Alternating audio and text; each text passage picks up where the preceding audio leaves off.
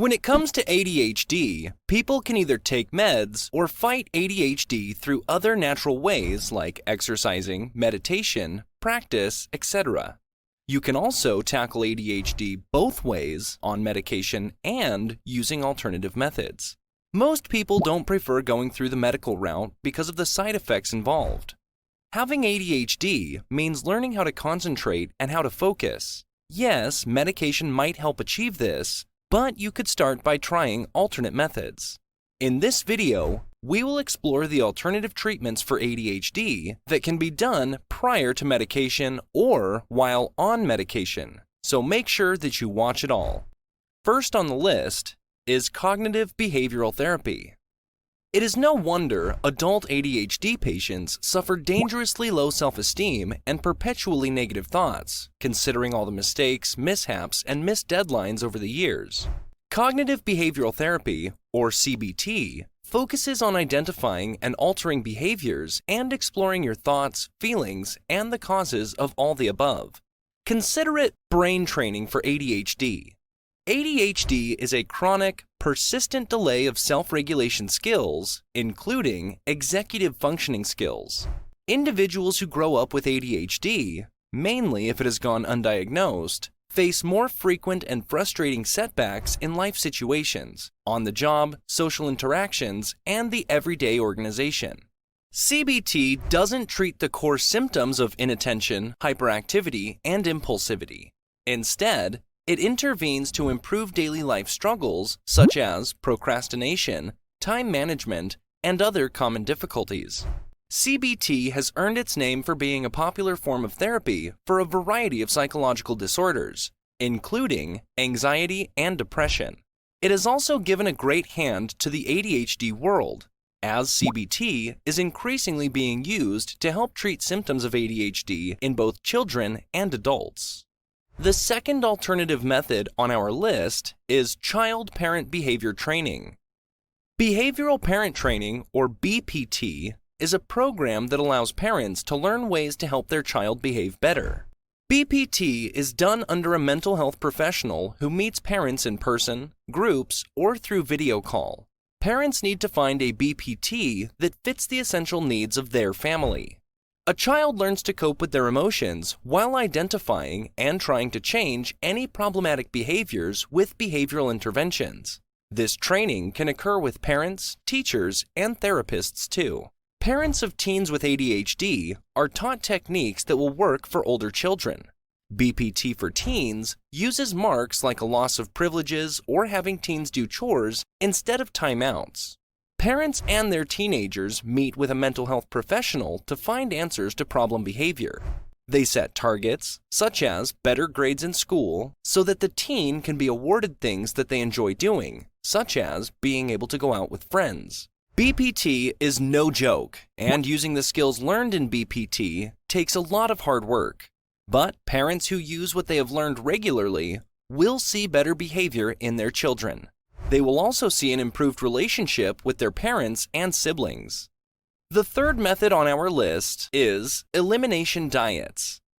Believe it or not, if you have ADHD, your eating habits can directly impact your mood and actions.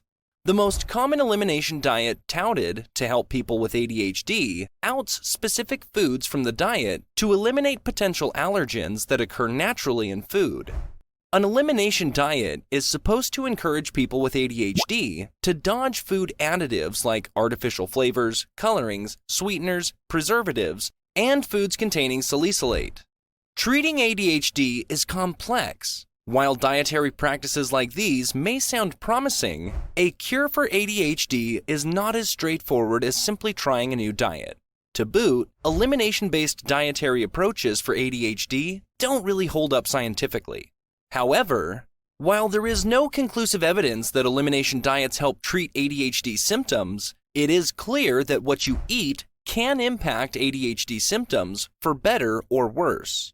For instance, sticking to an elimination diet, or any other diet that pushes cycles of high energy followed by heavy crashes, will directly impact the mood and actions of someone with ADHD. Instead of forcing an ADHD patient to stay on a specific diet, which is bound to trigger even more anxiety, A better approach is to adopt healthier eating habits that are realistic and doable over the long term. Our fourth alternative method includes omega-3 fatty acids for ADHD. Eicosapentaenoic acid, or EPA, and docosahexaenoic acid, or DHA, are two common fatty acids that aid brain function. These omega fatty acids can be found naturally in various foods, including many fish and plants.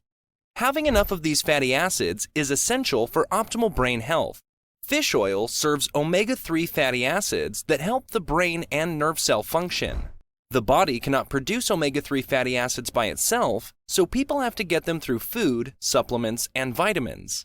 There are two types of omega-3 fatty acids in fish oil, EPA and DHA.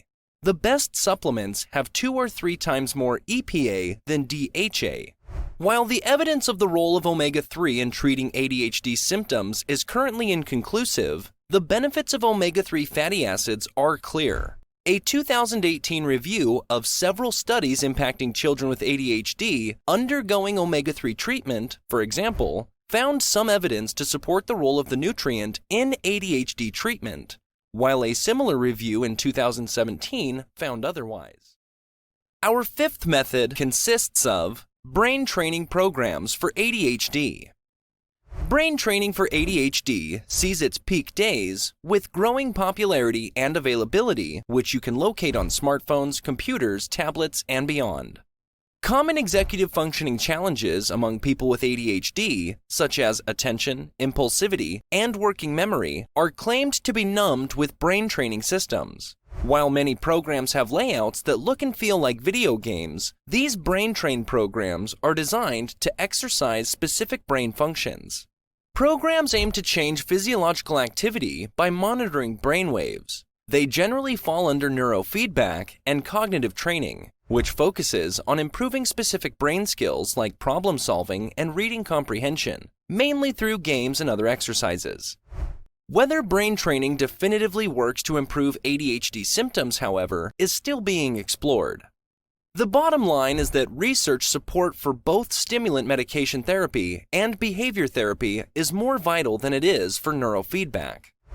Our sixth method is to stick to a consistent sleep schedule.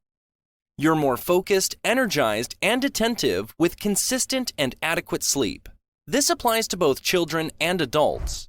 ADHD carriers are more likely to experience shorter sleep times and problems falling asleep and staying asleep. It's an every morning thing for people with ADHD who wake up feeling tired or dizzy. Because you feel tired, your ADHD symptoms worsen, making it harder to sleep the next night. Going to bed at roughly the same time each night and having a healthy nighttime routine can help you fall asleep easier. Partaking in activities that sustain a healthy circadian rhythm is also beneficial for children and adults with ADHD. Our seventh method encourages you to spend more time outside. Other than going on pills, what could help soothe a child with ADHD is time spent in green space, which improves focus and attention and reduces impulsivity in children with ADHD. Green time is especially effective in helping kids heal from attention fatigue after a long school day. Gardening, biking to school, and walking the dog in the park are all excellent ways to contain green time into the day. While the underlying mechanisms for these benefits aren't fully understood, the benefits speak for themselves. Making it a priority to spend time outside, whether in nature or your backyard, benefits your physical health and mental and cognitive function. Our eighth method is to exercise for ADHD. Exercise helps calm the ADHD brain and function more effectively and efficiently. An increase in endorphins from exercise helps improve mood. Exercise also boosts the brain's level of dopamine, norepinephrine, and serotonin, which increases focus and attention. Short-term aerobic exercise, including yoga, positively affects attention, impulsivity, executive function, and other ADHD symptoms. Walking for 30 minutes 4 times a week will also do the trick, and skill-based exercises like martial arts or ballet are efficient for those with ADHD. Our ninth and final method recommends meditation and mindfulness. While it can be challenging to stick with, mindful meditation for ADHD is attention/awareness training that helps manage stress, develop positive emotions, and strengthen self-regulation skills.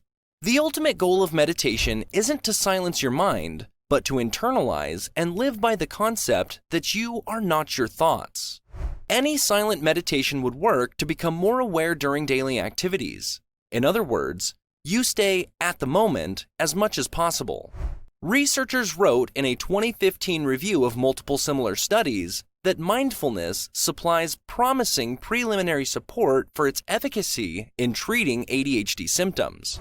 More research, however, is needed to prove its effectiveness definitively.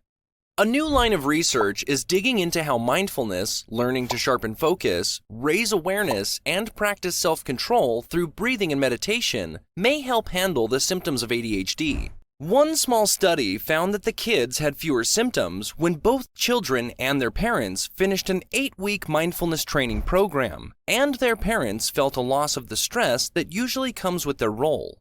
ADHD can be a wonderful gift with patience and practice. The world loves it when we enjoy ourselves, and those with ADHD are often naturally playful and energetic. It is about finding a way to channel that restless energy and move it from your head to the rest of you. You can't cure ADHD through sheer force of will. Meds are not a miracle solution. You will still need coping mechanisms and structure. For those who are afraid to take on meds or have other reasons, you can conquer ADHD with all the above options. Do what makes you comfortable. Just don't let your fear keep you from living your best life. Thank you for watching, and check out my book on parenting ADHD in the description down below. Stay tuned for more videos.